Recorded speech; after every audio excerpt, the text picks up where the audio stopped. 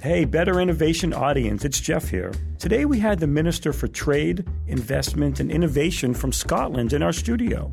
His name is Ivan McKee. Minister McKee is here with a delegation in the U.S. this week to learn about innovation ecosystems and to promote trade between Scotland and the U.S. And he had a stop in Boston to really learn about the great innovation ecosystem that we have here in the Boston-Cambridge area. What a free-flowing conversation about the role of government in developing AI and data standards and how a country like Scotland can promote an ecosystem to develop AI systems to help in both the private and the public sector. I think you're really going to like this one. Take a listen.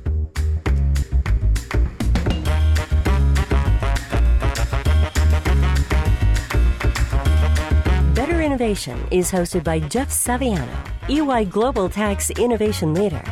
This isn't just about innovation. This is better innovation.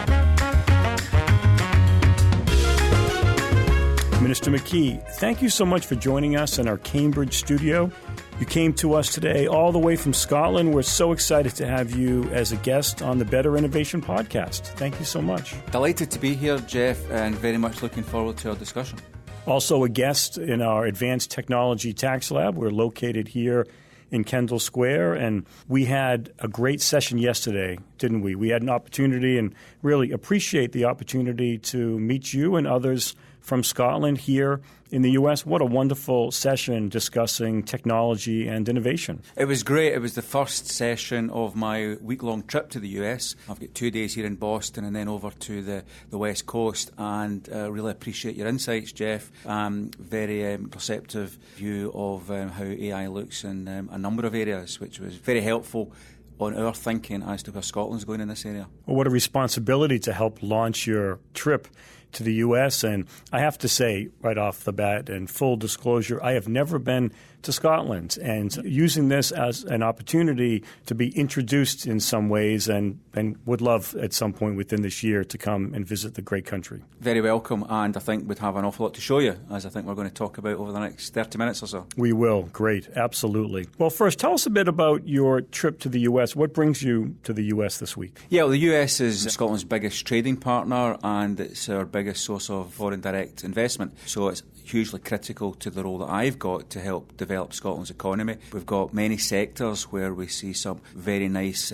possibility for collaboration and partnership, and I can talk through some of those as we go through. But there's Scottish businesses over here at the moment in the renewable energy sector who I met with yesterday, and it was great to support them in their journey to engage with what's happening in this part of the US on offshore wind in particular. And I'm meeting with some tech businesses, life science businesses. I met one earlier this morning in Burlington.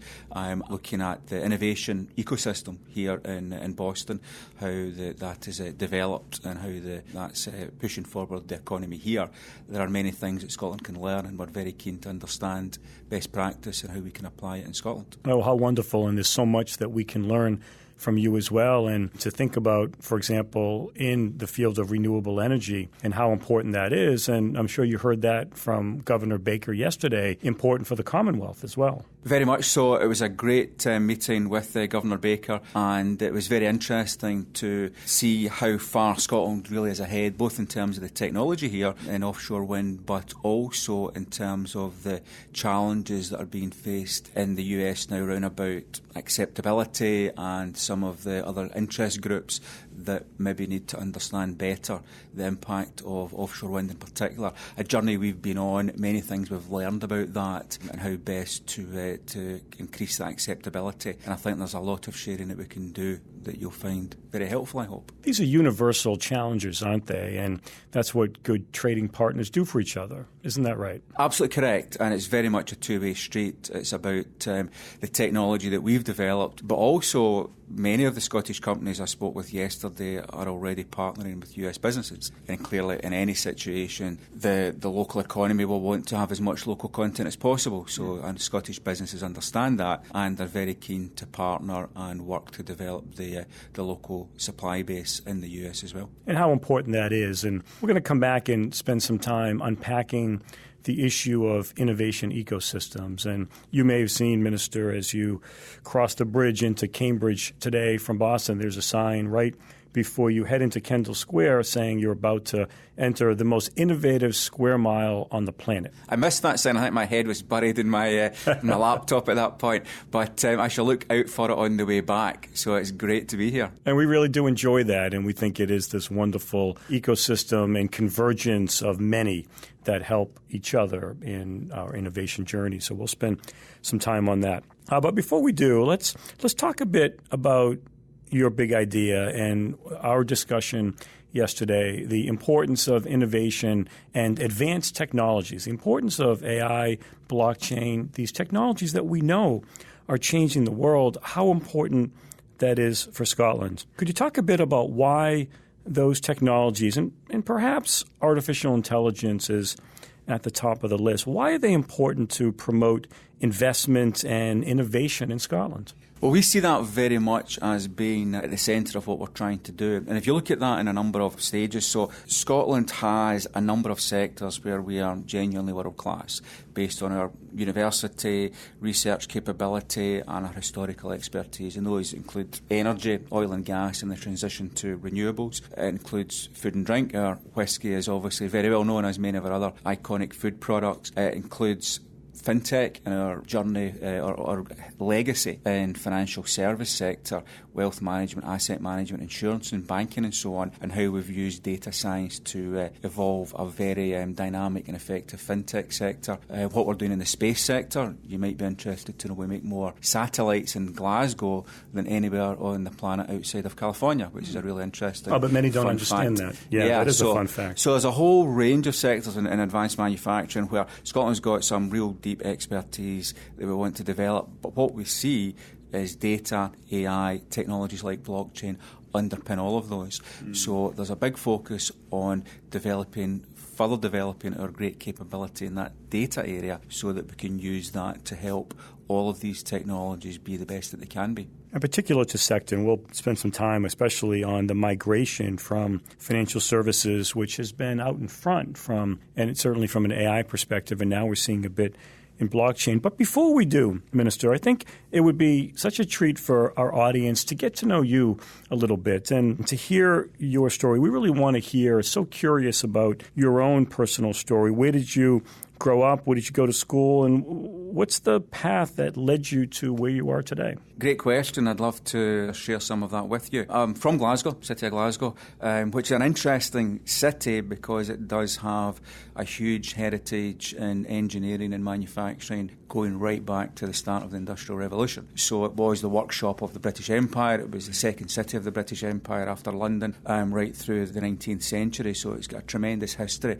and so many of the great innovations of that period were developed in Glasgow. So I studied in Glasgow at Strathclyde University, which a university that focuses very much on technology and engineering. I studied engineering and business, manufacturing engineering, combined with business studies, and that really put me in a good place to take up a career in manufacturing, which I enjoyed for the best part of 30 years before I got involved in politics. Worked with a number of businesses, small businesses, start-up, and some large names as well across a range of sectors within manufacturing, including telecom sector. Mobile telecoms growing very fast in the 1990s. I worked with a business that was right at the forefront of that journey, and many others. Travelled internationally, ended up setting up my own consultancy business to help develop Lean Six Sigma processes within manufacturing businesses, did that internationally, and then ended up getting involved in politics, which is an interesting step, but one that frankly I've enjoyed and I'm increasingly enjoying because the trade role allows me to use my experience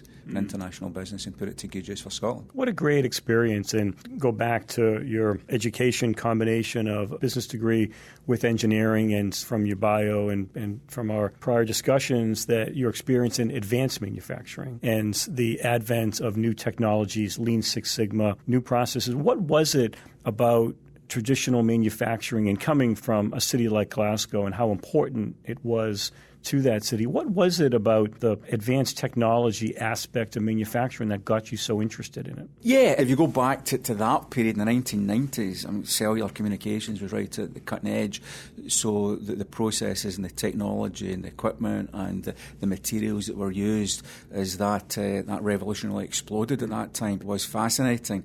So in terms of the nuts and bolts, if you like, that technology was really interesting. But also the processes, and we talk about innovation, we often talk about the technology and the great inventions, but the process innovation is hugely important as well. And the ways of running manufacturing operations, the Lean Six Sigma processes, the data that sits behind that, understanding how best to optimise in a very competitive environment to be the best you can be on the global stage within that environment was a very interesting journey and a great education. And I think one of the very interesting things we talk now 20, nearly 30 years later, and we look at AI and those technologies, it's the computing power is allowing us to do a lot more, and thinking on it's evolved. But at the core, it's how you use data as a tool to solve problems that people need to solve. And the AI on its own has got limitations, and it's understanding how you apply it. The interface between that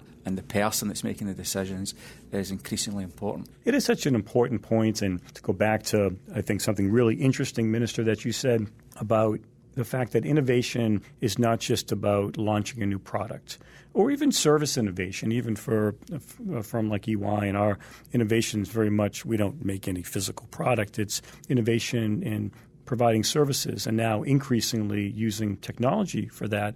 But in addition to product innovation, the focus on processes, but also the focus on new business models and how important that is. One thing we find really interesting in any organization, the focus on innovation roles have been almost entirely on product. We're seeing that now shift a bit, including process innovation and also including business models. It sounds like in the private sector, in your experience, but also in government, recognizing that innovation comes in many forms. Very much so, and I think it's worth perhaps sharing with you some of the work we've been doing in Scotland in the area of looking at almost what is the purpose of the economy, because we've had a traditional measure for quite some time around about GDP, which has its limitations, as we know, and we've done quite a bit of work working with others, with New Zealand, with Iceland, some other governments, to understand what comes beyond that. The concept of the wellness economy, what is the purpose of the economy, the concept of inclusive growth and how you track that.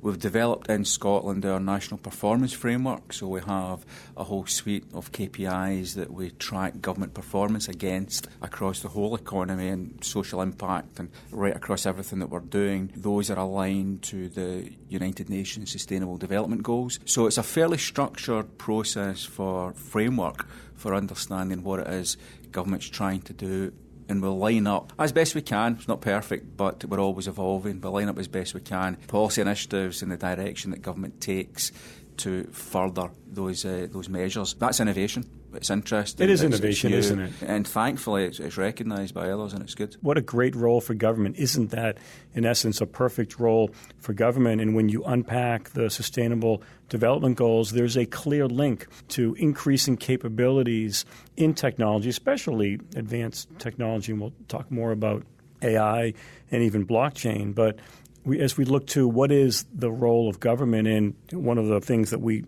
had a really nice discussion about yesterday were some estimates from organizations like Gartner had estimated that over the next decade, we could expect perhaps an additional as much as 1% growth, additional 1% GDP growth attributable to artificial intelligence. And isn't that startling? Isn't that an incredible opportunity as Minister of Trade, Technology and Innovation within a country like Scotland? How do you position the nation to take advantage of estimates of additional growth at that robust of a level? Isn't that interesting and exciting for a country like yours? Very much so. It's a great opportunity, and the way we articulate that, and our First Minister Nicola Sturgeon's articulated this by saying that Scotland doesn't want to be the consumer of new technology. We want to be the inventor and the manufacturer and the implementer of those technologies and processes. So that's kind of where we see ourselves, and I think that goes to the heart of it, because it's disruption, but it's progress.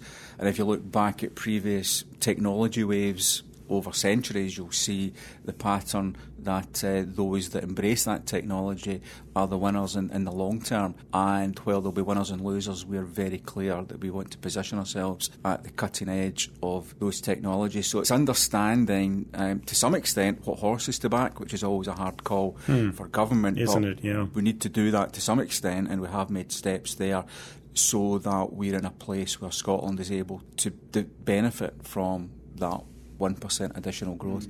But it's also very important, and going back to the inclusive growth point, we recognise that needs to be something that impacts positively right across all parts of Scotland and all demographics and all social groups. We're very clear that we can't be in a position where some groups get left behind. So I think the skills agenda is absolutely central to that, making sure that people at all stages in their career have the opportunity to be able to retrain, move into new careers and take advantage of new opportunities. What a bold vision, and I love the vision to don't settle for being a consumer. We're all consumers of great technology, and the great people of Scotland are consumers of advanced technology and all forms of tech, but the fact that you're not stopping there. And I look at other markets, certainly the one that we're in, and the importance of great universities. And as we sit directly across the street from MIT and just down the road a bit from Harvard, plus all the great colleges and universities in Boston, plays a really important role. We've spent some time, just as another example, in Montreal and Toronto. And as we listen to your story and talking about Scotland, and we meet with officials in Canada, we hear something similar, that they see something happening in the world, opportunities with these technologies, and they want to form that ecosystem. What are some of the steps that you and others in government are taking to promote the ecosystem? Yeah, we've spent a bit of time looking at the ecosystem, what makes it up, and understanding as best we can how it bolts together. And that's an evolving picture and an evolving understanding. And of course, one of the things to say at the outset is, by its nature, an innovation ecosystem is innovative, it's dynamic, it's constantly changing, and it's very difficult to just kind of nail down a model and say this is how it should be. It sort of lives, it's a living and breathing organism, isn't it? Correct. It's understanding the line whereby what government can do to help support, facilitate, encourage, hold the space, if you like, and provide incentives where it makes sense, but at the same time allowing the system to do what it does best. So we've worked with others, with partners in the private sector to do that. I chair a group called the Innovation Forum within the Scottish Government, but made up mostly of people from private sector and academia and so on, and we look at the ecosystem as a group and try to understand. We've mapped out what's there, looking at the incubators, the accelerators, the innovation centres, what the universities are doing, what incentives government put in place, what programmes, so on and so forth, the whole range of things to understand where in that journey from concept through convert into something that can be commercialised, through commercialising at scale, where in that journey are the blockages and what can government do to help unlock those. Market failure is a part of it, so it's understanding that and where we can really add value, be it in the support for research, support for startups, support for investment, for growing businesses, just to unlock any of the blockages and let the thing flow a wee bit better. It is a great way to look at it. And just as an example, when we spent some time in Canada and we've seen other ecosystems develop, that the effort of government to take early steps, it may be creating a framework for ecosystem. It could be having a physical manifestation of it. It could be having an innovation district where you can physically attract accelerators, venture capitalists, startups, corporates, right? That to some extent, if you're in the same building and if you're in the same general area, not spread across the city, that's something that helps. But I think you hit on something really important, Minister. It's the early steps, but then attracting partners. So perhaps the first step is the government with one or two players, and then you've got a nucleus that expands a layer, and you've got a group that forms that it's in their best interest to go find others to join the force and join the network. Is that consistent with what you've found, that start with a core group but then expanding that way? Yeah, universities are absolutely central to this, and we recognise that. And the universities in Scotland very much recognise their role in helping drive the economy forward on lots of different levels. So it really starts there. We put in place a network of 8 innovation centres focused on different technologies embedded in our universities a number of years ago, and that, as you say, in each of those, they've now got evolved to a situation where they are growing, pulling in more businesses, both startups locally, spirits from universities, and global players that want to come and engage with what's happening in those clusters. So that is growing, and we're very encouraged by that. And we did a review of the innovation centres. Governments decided to continue to support them because we recognise the great value that they're adding. But yeah, you're right, it grows organically if you plant the seed and do that in an intelligent, joined-up way. And isn't it a safe zone as well, talking about universities, and we see it with the work that we do at MIT, and just a few weeks ago we were invited to a session at Harvard on the future of data and how public and private sectors can converge and look to how we regulate and value data today. And I was just struck by, as we looked around the table, there was members of the private sector, there were corporates, there were some venture capitalists, the public sector was very represented, the best of academia. I don't know if any of those parties could have convened the group that came together, except for, in this case, it was at Harvard. I do think it's important, and it's an important element, and you have that asset in Scotland, don't you? We do. Another fun fact, we have in Scotland more top universities per head of population than any other country in the world, which is something we're very proud of, and we see that as a tremendous strength in tech and in all sectors. I have to ask, as a tax partner, as a lifelong, but my career has been focused in tax, and a chunk of that focused on incentives with government and the private sector. Do you think tax incentives are relevant and impactful to attracting the right investment? What role do tax incentives play? I think, again, it goes back to what I said earlier. It's about understanding where the blockages are and using that lever, if appropriate, to help unlock them. Now, if you look at what businesses want to see when they're making decisions on where to invest and where to locate. And I'm quite fortunate because I've been on the other side of that journey when I was in private sector, deciding where to put manufacturing plants, so I've seen how that works. At the end of the day, it's about a range of factors, and they're all different depending on the situation, but it's access to markets, it's access to technology, it's access to skills and talent, it's cost base, it's logistics. Tax is a part of that. Not the only part. But it's not the only part, but it's a part. So that could be tax incentives for R&D, it could be grants for R&D that the Scottish Government does as well, it could be support to help locate, it could be things like just making sure we can supply premises and locations that work for what the investor's looking for. There's a whole range of things there. Tax and financial incentives are a part, but by no means the only part. Just the ecosystem itself, just the access to others and making that available and promoting it, I think, is really important. You also said something, Minister, that I thought was particularly important around data, and especially for the discussion of AI, and especially there for machine learning purposes. We know that it's very well articulated by many others as data as the fuel for these AI systems. And what role have you seen the government play in establishing data standards or standards of usage of AI? Is that of particular interest to you and others in government to create a regulatory framework perhaps that is enticing and open and enabling to companies to use data in new ways? Is that a role for government? It's an interesting area. We're putting together AI strategy at the moment in Scotland, and one of the parts of that, very central part of it, will be around about the ethics of data use, and it's something, the European context with GDPR is perhaps different to the US context, but that figures very largely.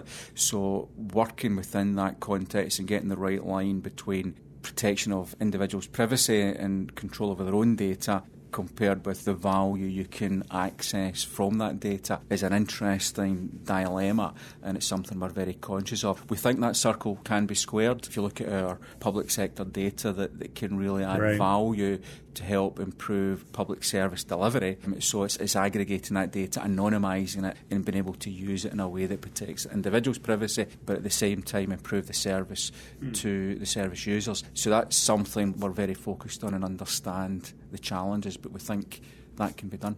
I think that is well said. And as we, in our travels with other governments, we're hearing similar stories, Minister, of it seems as though as we sit here in October of 2019 and look out into 2020, at least it's my own belief, that we're going to see many nations develop AI and data regulatory standards for perhaps first and foremost protecting the citizenry and the realization of the importance of personal data, privacy, security purposes, ensuring that AI systems are not operating with the biases that we're all concerned about. And so it is interesting to hear that you're right in the midst of that now.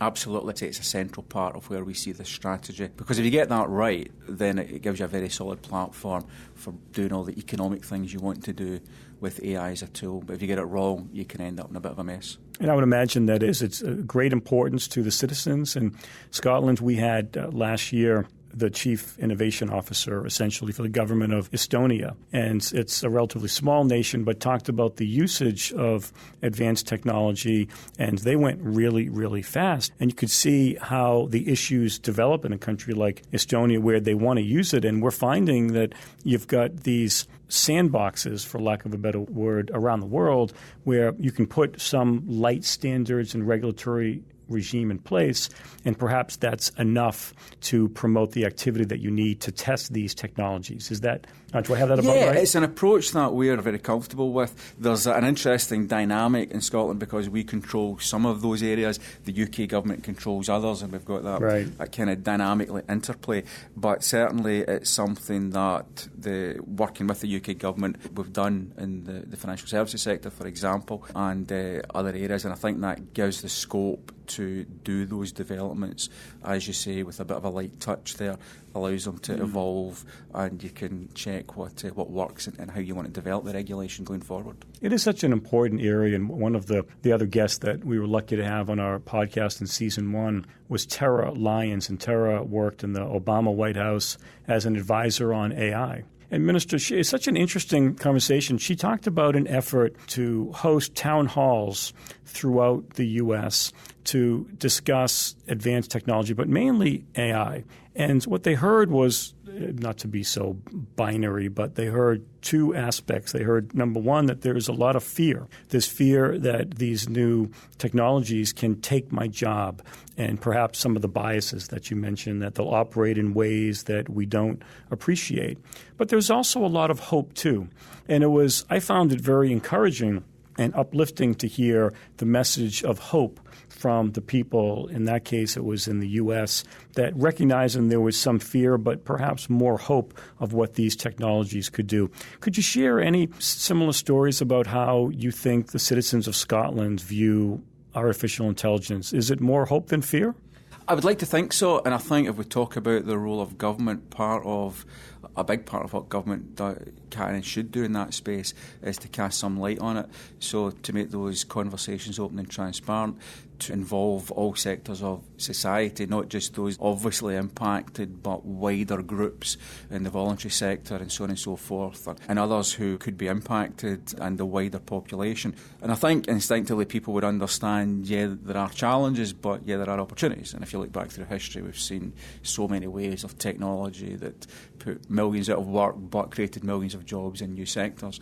And I think this is no different, and it's been able to articulate that clearly. But I think very, very importantly, providing individuals and communities with the opportunity to benefit from that.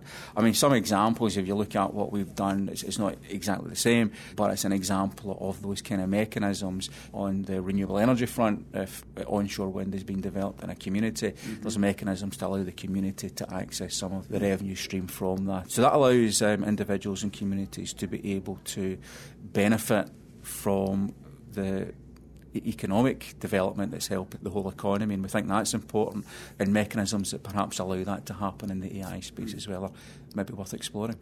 I think it is, and I can recognize the fear of AI systems and advanced technologies, but also you would imagine, just as an example and look at other periods of history, as a human species, we're pretty adaptable, aren't we? I look back at one time in the U.S., we were 40% reliant upon agriculture. And look what happened at the time of the Industrial Revolution. We find new creative things to do, don't we? That's absolutely true, and I think if we look back, as you say, we understand better now how that evolution of different sectors works. And some of those disruptions were frankly much bigger than the ones we're experiencing now. The shift from agriculture to factories was hugely dramatic. Major and very, transformation. very painful. Yeah, very painful. Very painful for many people. Absolutely. So I think we're in a much better place to understand that and to be able to manage that, predict it, see what's coming down the track, and make those paths as smooth as possible for individuals. And to go back to one of the points that you raised about GDPR,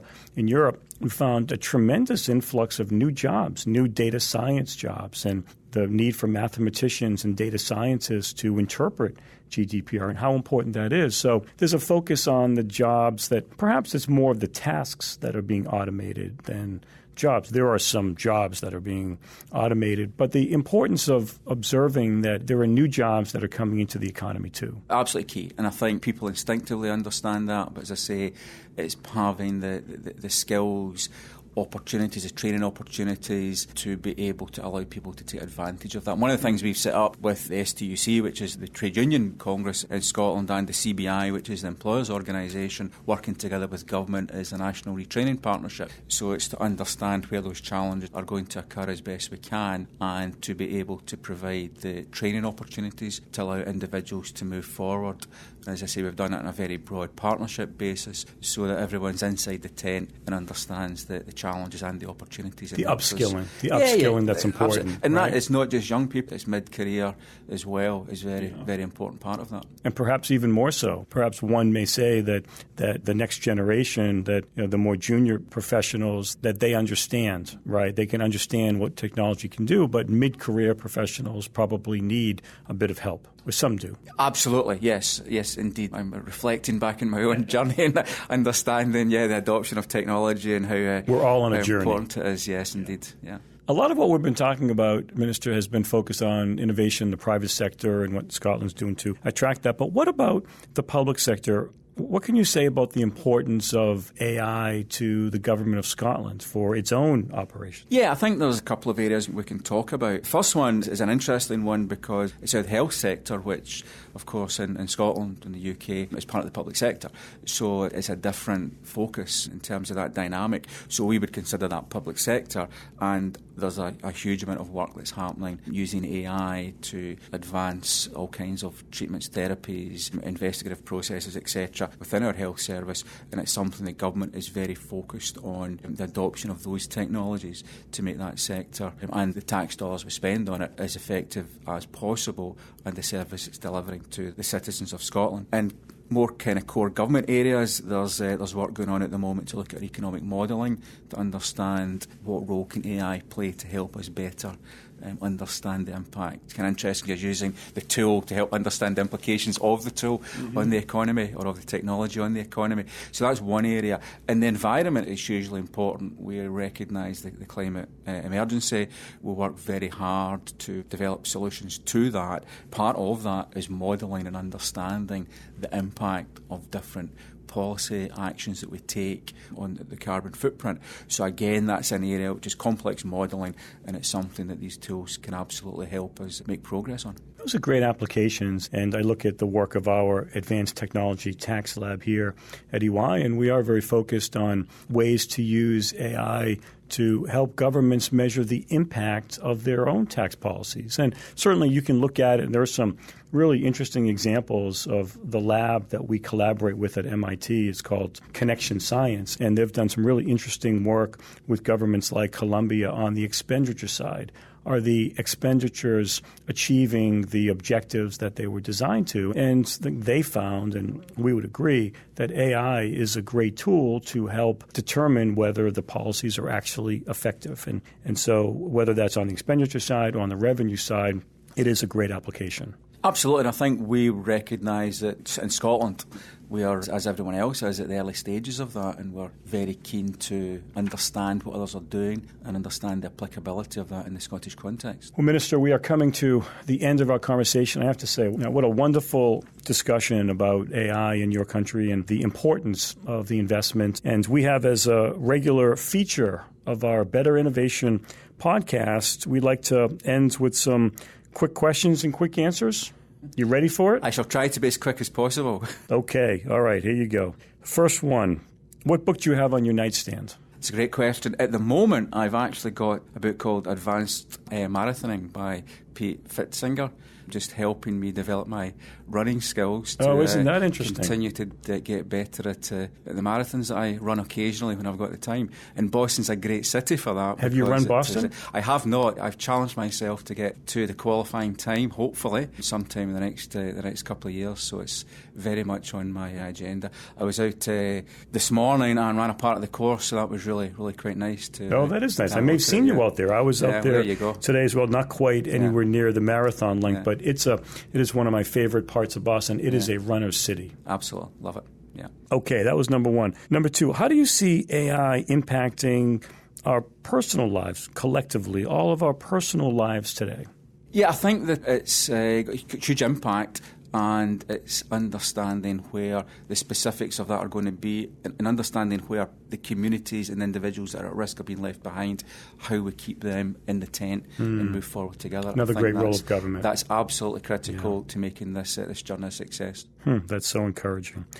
Okay, last question. Who do you follow on social media? Oh, wow. There's a wide range there because I've got so many community groups that I follow to understand what's happening in my constituency, so many politicians I follow to find out what they're up to. And so I wouldn't say there's any specific individuals. It's quite a wide range just to allow me to keep on top of what's going on. Excellent. Very nice. Well, again, thank you so much for coming into our studio today here in Cambridge and for visiting us in our Advanced Tech Lab. I really appreciate it. Super. Lovely. Thank you very much. Thank you. This has been Better Innovation from EY. Let us know what you think about the show by leaving a review or by reaching out to Jeff at jeffrey.saviano@ey.com or find him on Twitter @JeffreySaviano. Better Innovation is produced by the great team at Hogarth Worldwide.